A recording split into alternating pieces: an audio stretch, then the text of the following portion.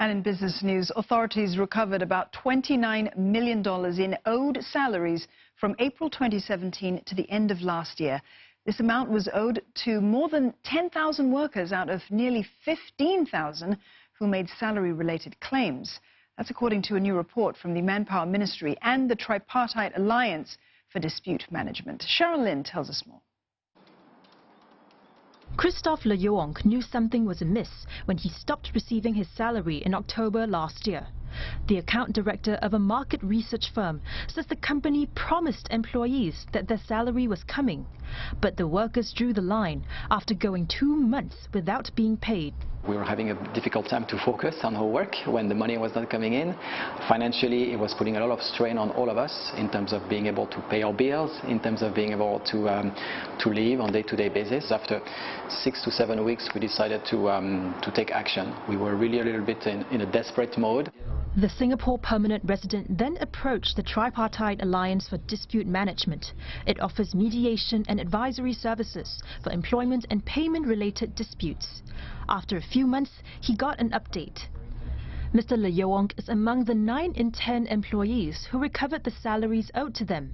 This after employers agreed to or were made to pay up. The authorities recovered a total of $29 million in owed salaries. More than 14,700 payment-related claims were made from April 2017 to end 2018. And while the incidence rate was similar during this period, the claims were more common among foreign employees.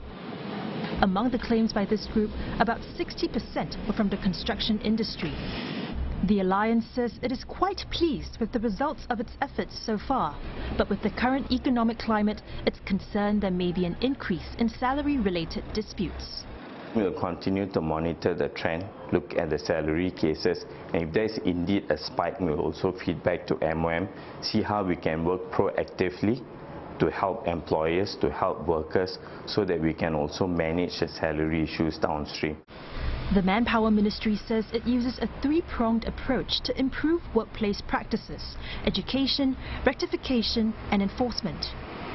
One enforcement initiative has taken a more proactive approach. Using data analytics, authorities are able to identify which companies are at a higher risk of defaulting on salaries. They're then made to declare if wages are up to date. And by doing this, they've been able to detect cases even before complaints came forth. The requirement for salary declarations was implemented in January this year, and the Alliance says this is a more efficient way to monitor companies than through inspections.